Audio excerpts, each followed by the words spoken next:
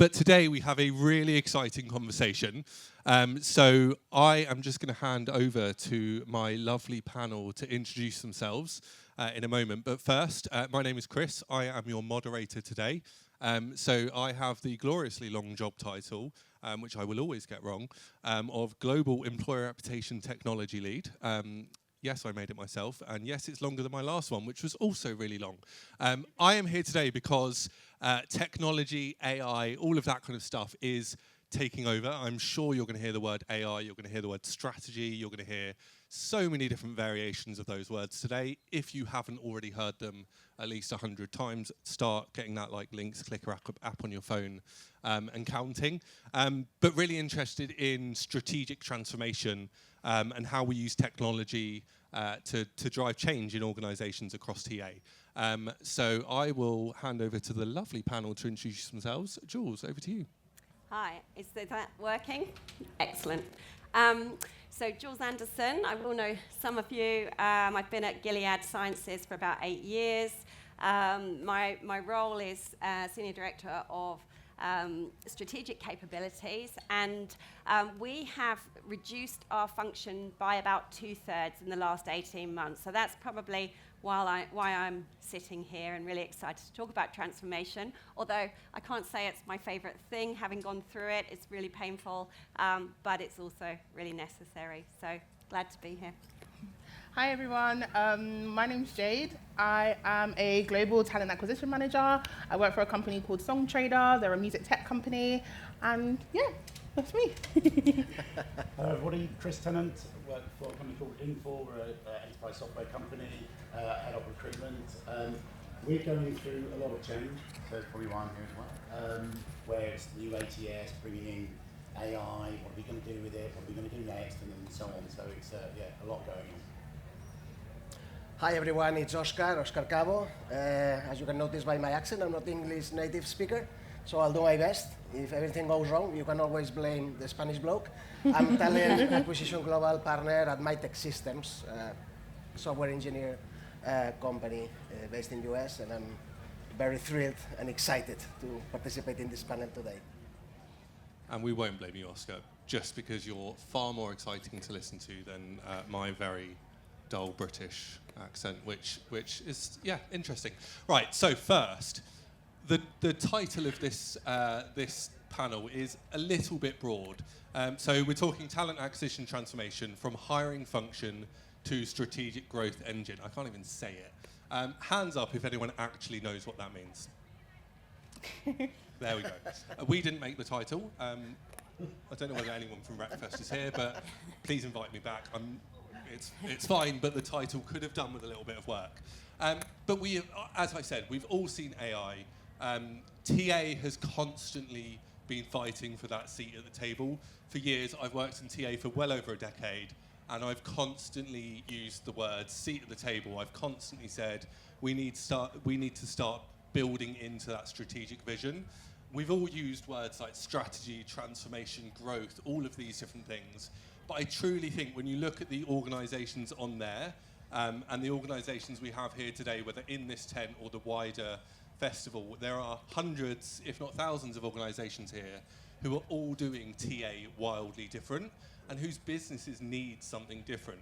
So to start, I'm actually shifting our question slightly, and I wanted to and we'll start with you this time, Oscar, just get a steer from you from what does strategic growth actually mean, and how can TA support that within your organisation? That's a good question. And for me, as you just described it, growth means how can we move from what we have been doing in the last 10, 20 years in talent acquisition to the new role that we need to be playing as talent acquisition leaders, like helping the business growth. So understanding the business first, and also participate and get involved in strategic decisions about how can a company can grow. That's my view on that point and that topic. Yeah, so just making sure that you're able to input your expertise and your decision making into the wider business strategy so you can help the organisation grow. Chris, what about you? I see it slightly differently. well, with the wording could be. When you're actually looking at recruitment, we're going to get more efficient. So we're always going to get more and more efficient. So you've got really a choice. If you carry on hiring the same amount of hires that you're going to be doing year in, year out, you'll just be getting better at it. AI will be getting us doing better. So you either reduce in scale, or you actually look at, well, where else can we go? What else can we do? What's next? And I think that's what we're focusing on, working out where we can take recruitment. Because we're all pretty good at what we do. We've got very good people skills. So where else could we go? Whether that could be into more succession planning, or whether that could be more onboarding, or wherever. There's a lot that your companies will have, but you'll probably have gaps that you can move into. And it's not necessarily going to happen now, but you need to start thinking about it, to be training and guiding and coaching the team to be able to be ready for that. So that's where I see it from the growth side. And then the other part really is around, we're very much, say software, we're writing the AI space is what we're doing.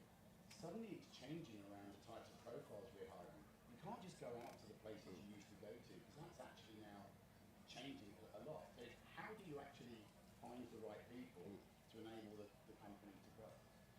Yeah, and I love that. And it prompts me with something. Hands up who has ever been asked to do more with less, or some variation of that in their organisation.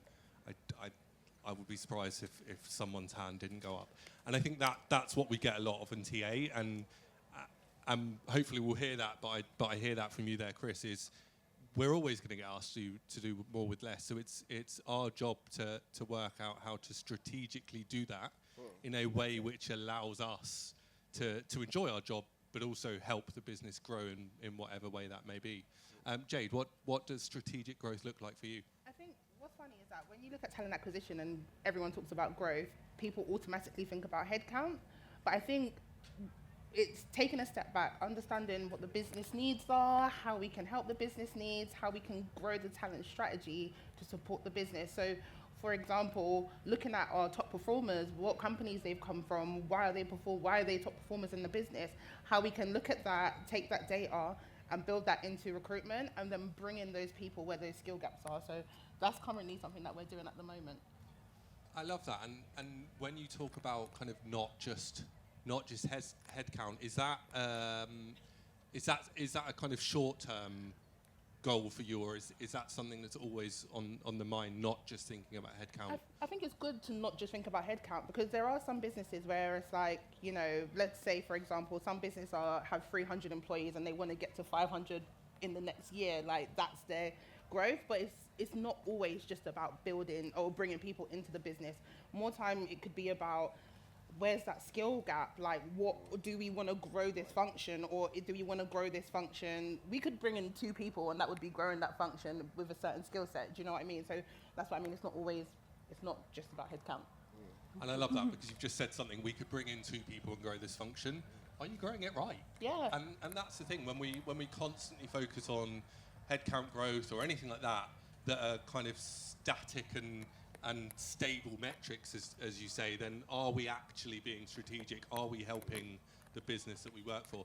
Jules, kind of leaving you last there, because I know it's an interesting world you kind of operate in, the kind of heavily regulated industry. So really interested to see how strategic growth, or what that means for you. Yeah, is anybody here from biotech or pharmaceutical or great? Okay, so you guys will know that we have therapies, and therapies, you plan a build out, and then suddenly you get to this stage of regulation and you fail, your clinical trial fails, and so then the build out is gone, and all the time we're pivoting backwards and forwards. We make an acquisition, lots of organizations do, and suddenly we're growing. So what we've done recently is, as I said, we've shrunk to 1/3 of what we had, but the requisitions have only shrunk to half. So what we've had to do is pivot, and now we look at our recruitment team, and they've all got double the numbers of requisitions than they had previously. So strategic growth, I'm not saying we've done it perfectly, because we really haven't, because we've shrunk without bringing in the new technology, without bringing in the new processes. But it really is about pivoting. And I think that we're all using AI, and we're hoping that AI will do a lot more for us. But it's not about using AI in certain types of technology. It's about using AI in decision making and bringing AI into the decisions that are being made. And we need to do it a little bit quicker, and we need to be more strategic. And to do that, you've got to be having those conversations right at the top of the house. So I think there's a lot of pressure on TA leaders right now to be actually consultative, and really understanding what's the direction of that organization. Are you offshoring? Are you onshoring? You know, where are you building out? What locations are you going to be in? And starting to really invest in things like candidate experience, internal mobility, branding. And the session that was before strategic workforce planning was a brilliant session. If we're not doing that now, then we need to start doing it as soon as we can. And as Toby said, if anybody that knows Toby Colshaw, you should definitely follow all of his talent analytics work that he does, because he's saying, just get in. You might not know what you're doing, and a lot of us don't know what we're doing with that, but you've just got to get started somewhere. Yeah, and I love that. And you mentioned again kind of being asked to do more with less. So the total volume and headcount has dropped by X%. I think you said like a third, but the recs, or is it the other way around? Yeah, half the and a third, requisitions for a third of the recruiters. And I mean, that is something I'm sure we're all facing, and we will continue to face as we go on. Whether it's AI, whether it's technology, I'm a firm believer that you cannot replace everyone with AI, and we'll come on to that in a question in a moment. But I love how you also talk about the candidate experience. And that brings me nicely onto the next question. And Chris, we'll start with you on this one.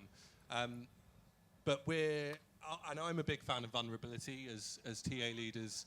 I think anyone that is in a position that can show some level of vulnerability, I can't even say the word, show some level of vulnerability.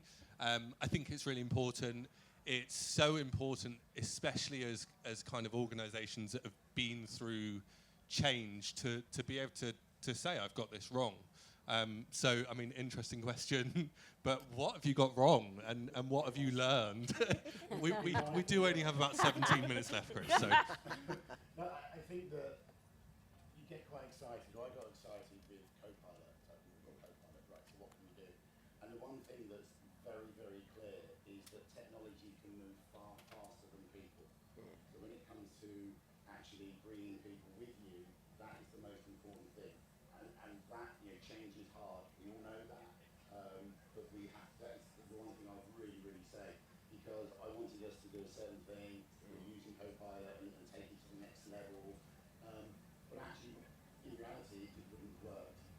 So we only did half of that. And I had to go, okay, this isn't working. I've got it wrong. Let's bring it back a bit. But I think that's the real thing, is actually getting your teams to actually embrace it. First of all, so they want to do it, so that's the journey, but then actually helping them with that transition, through that change.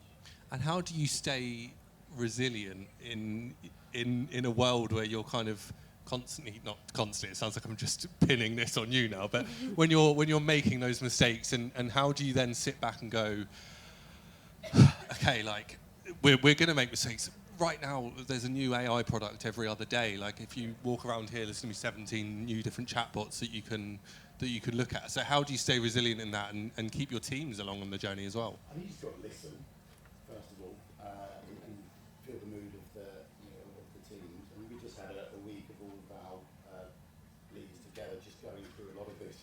Where can we go? But how fast can we go? Or slow and steady wins the race sort of thing. So we don't want to go too fast. We just got to get it right. But you just got to listen to the team, and then if you can analyse and see the data and see if it's actually working or not. And it's trying not to get into that stick or carrot game. It's really just trying to move it. But I think also it's telling the story. And I think that's the other thing. I know what I want to do, the team knows what they want to do, but if you go down further, how do you explain that clearly enough? Because everyone will see the journey that we want to go on. And I think you just have to over-communicate and just keep on going. And it's not, by the way, we're doing this so we can get rid of half of you. It's not that, it's more we want to go on the journey to actually make us more efficient, make us better. But then how can we grow us as well along that route? But if you don't get that messaging right, it can go wrong. Yeah, so we're not trying to get rid of you. We're trying to help you do the job you really enjoy and are great at. I also love anyone watching out for Chris, where he said, don't go down the carrot and stick route. So if you see him at a booth talking about like some exciting new AI product, remind him of that later on. Jade, how are you kind of looking at the vulnerability element and making sure you're staying vulnerable and making mistakes as well? I think, like what Chris said, you just have to embrace it. AI's here. Like I always say, AI can't replace a recruiter, but a recruiter that doesn't want to embrace AI can be replaced.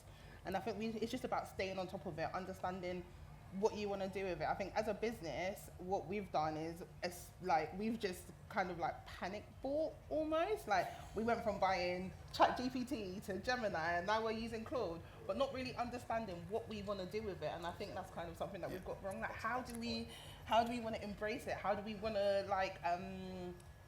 to manage it? Because AI is crazy right now, like absolutely insane. I don't know if anyone's got a lot of AI applications coming through. I always get them, especially when it comes to engineering. Hold off on that. Oh, sorry. We're going to talk about that in a minute. Sorry. But yeah, no, just staying on top of it, like going back a bit and understanding before you bring in a product, before we're buying this, like what do we actually want to do with it? Like it's not just, okay, chat, can you help me write this email? Or, do you know what I mean? How are we going to use it for data purposes? Or does it attach to our ATS nicely? Those type of things. So I would just get on top of asking those sorts of questions. Oscar? I think, Jay, that to my view, we all make the same mistakes, right? I mean, how many of you have implemented any super AI tool and it's not being used properly? From day one. I mean, I can subscribe the same examples that you just mentioned. Yeah. And I think what I've learned is that we need to take a step back and just think, listen to what our stakeholders really need, what we need in the TI team, because every company is different. We don't need to be overloaded with a lot of different AI tools, and sometimes just choose wisely and, start with the bottom, and then go up from there. Once you have already trained, your leaders on your teams on how to use it and the difference between ChatGPT, Gemini, Claude, and all the different tools because they are used for different purposes, then you can, advance and move forward.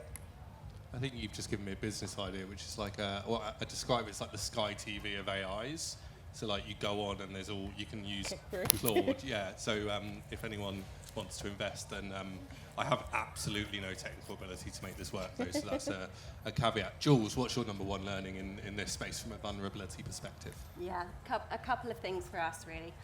One, I think it's more about embedding AI into your processes and automating it as much as possible, because I do think there's a lot of pressure on people to use AI when not everybody is creating agents and all those sorts of things. I created an agent to help me to talk to legal and influence legal to bring in AI. I'm trying to bring AI. I won't tell you which piece of AI it is, but it's in the hiring process for matching, and our legal team is not happy. And so I created an agent to say, help me influence legal. Oh my God, I would be unemployed now if I'd used that agent, let me tell you. So there's always people that can write agents better than you can. And what we should have is an agent that we can use for our teams, and then you don't have to do the writing or the prompts and all of that, but then you can utilize that agent. So I think automation is my key for us. I love that, and there's an element of kind of vulnerability in realizing that you don't have to be the expert in AI as well, which I think is probably a learning curve. AI is a weird system where it does it all, and so you feel like, oh, I'm just writing a prompt, I should be okay at that, I can write, most of us can, and so that should be something we can do. I think that's a great point. Jade, I'm going to come to you first on this one. Because I know you've got a very interesting framework, as it were, on this one. And if there's anyone from Wagamama in here, then you can speak to Jade about licensing this after. But you talked as well on AI kind of coming in, and I think it's very rich of us all as TA to expect candidates not to use AI if we're using AI. Very hypocritical if we do that. But candidates, are they using AI? I would absolutely use it to write a cover letter now. I would use it to write my CV. But we're going beyond that, and we're now allowing kind of candidates to essentially just paste and say, I want you to make this look like this, make it perfect from a CV perspective and applications. And so candidates are using AI more and more, and I would hazard a guess that a lot of people in here have the same problem. I know certainly we do, and it's a big one for me in the kind of employer reputation space from an authenticity standpoint as well, but doubling volumes. So Jade, how are you coping with that? Yeah, I found that, so there's like a dark side of AI at the moment. I've been recruiting for a lot of engineering roles, and I'm getting a lot of fake candidates. And it's weird because they come on, like, I've probably wasted 10 hours this year on interviewing candidates that are from, I don't know, like all these different countries. They come online, they interview, but it's weird because obviously you're not in the UK, like we can't actually give you the job. But it happened to a colleague of mine where someone from another company in the States, she did the same thing, interviewed this candidate who was a fake candidate. Somebody else actually showed up on the day to try and get the laptop, and the security found out and ran off. So to combat that, we've been asking candidates on the application stage if they've got experience using the edamame framework. And it's so funny because so many candidates put that they actually have experience in the edamame framework. And obviously edamame is not a framework, it's a bean. We've just found that, like, you know, throwing them off a little bit, it helps me bypass all those AI applications. I think my favourite quote that I will not replicate today is, obviously edamame's not a framework, it's a bean. So all of us are asking for the edamame, and probably all of you guys will be. Yes, I think we're all gonna use this question from tomorrow. I'm going to come to you on this next, Oscar, because I know this is an area of interest for you as well. Yes, it is actually, because at MyTech Systems we develop software solutions for ID verification and fraud prevention. So for me, it's a very hot topic, this one. And it will become more and more important in the upcoming months and years. So I think all companies, regardless if you are in the tech industry or any other industries, if you are hiring full remote roles, you should take a look at this, because in my experience in the last 6 months, I can subscribe exactly what Jay just said. We received for certain roles, especially in the US based, like 50-60% fake applications. And not talking also about fake CVs, but fake applications, people who just get through the process, the interview process, even to the last round, and we just realized that we are not the real person behind. So what we are currently doing at MyTech is because we're a software company, we have developed a software solution. I'm not here to sell anything, by the way, but because yes, you can contact me later after this talk. But this is just to prevent digital fraud, like we are offering this to all our customers and clients, but specifically for talent acquisition processes. The only thing is that this tool is only legal in the US for the moment, because for compliance reasons and GDPR and all the stuff. Because we have privacy. Yes, we need to be mindful of that, so speak to your legal team first. That's my advice. But yes, we need to do something about it. And you talked about speaking to your legal team there, and again, Jules, I'm sorry to tar you with the regulatory brush again. I can't see you getting away with using the edamame framework. Just a guess. So how is that something, how are you dealing with that? Yeah, we can't get away with using any frameworks, and if we do get approval, it takes us about a year, and then it takes us another year and a half to implement it. So we don't move fast. We have a serious problem. We had 125 internship roles this year. We had 38,000 applications. We advertised a talent acquisition associate director. We had 740 applications in the first week.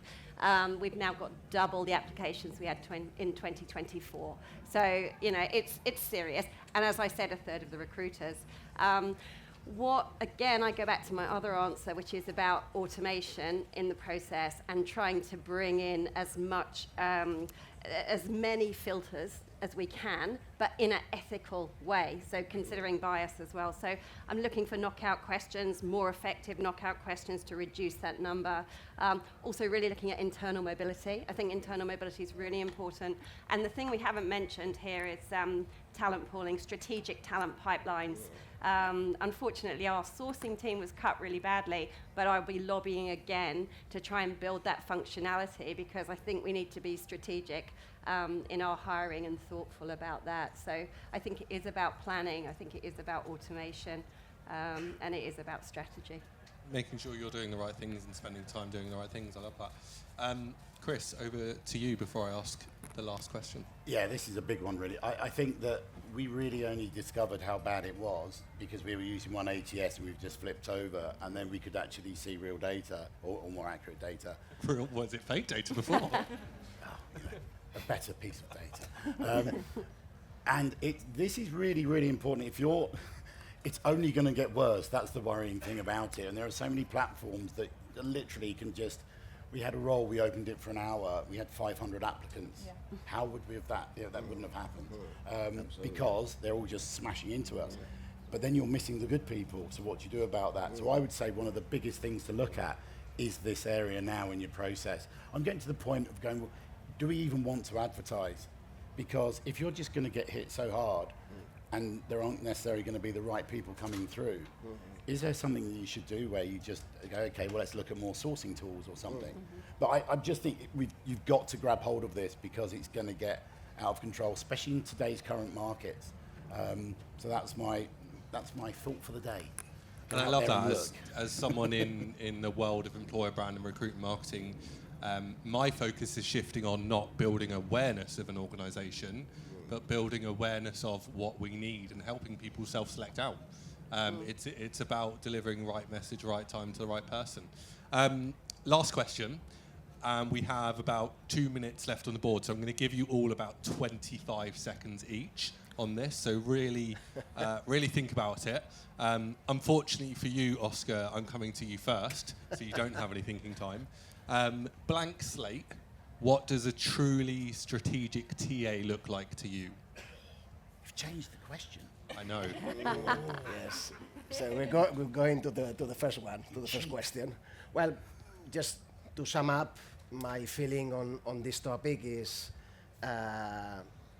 evolving from what we are doing now to a skills-based hire. So we need to, thanks some of my colleagues here already mentioned that, but I truly believe that's the key point, the key turning point on how can we evolve our role, our teams, like being not reactive, but more proactive, more strategic, and more skills-based focus. Proactive, skills-based. Chris? I would absolutely, human in the loop, a high-touch model. So just put that out there. I think as much where you could automate as possible, even more advanced sourcing for the majority, not all, majority of the roles. And then come through. One thing that we were talking about earlier is I'd love to turn the button that has every hiring manager to be able to use competency-based interviewing, who could actually interview very well. So if I could switch that on, that would be good as well. But yeah, I think we've got to be getting better at recruiting as in interviewing, because that's what we're going to have to. I love human in the loop. It just sounds good as well, doesn't it? Jade? Grown up. Yeah, someone that really understands the business needs, the hiring manager needs, how the business wants to grow, whether that be values, skill set, etc., and someone that can adapt to that, and someone that wants to keep on using the edamame framework. So, yeah. Jules? So I had an update on human in the loop. Human in the lead, apparently, according to Accenture, so they must be right. I'm not promoting anything. But I think probably 4 areas for me. I think strategic workforce planning, that includes talent pipelines. I think candidate experience is going to be absolutely critical. And all these things we need to give to our recruitment teams to enable them to do their best work. I think absolutely employer branding is going to be critical. And then AI-enabled working processes. I didn't pay you to say employer brand. It's going to be critical, but that one's a huge one for me. I'm a huge believer Yes. in Just one quick thing. Go. I will just add, because we were talking about fraud, and it seems to me that we are blaming candidates, and that's not true. This goes both ways. So we need to be mindful about how can we are gonna build trust in TA from now on. I love that. That's exactly what I was going to end on, is building trust. And the way you do that is through a strong employer brand. So thank you all very much. It's been a pleasure talking with you all. I know that a lot of you, we wanted time for questions, we didn't. If you have any questions, then I think all the panelists will be around all day. I certainly will be. But before we go, can I have a huge round of applause for Jules, Jade, Chris and Oscar?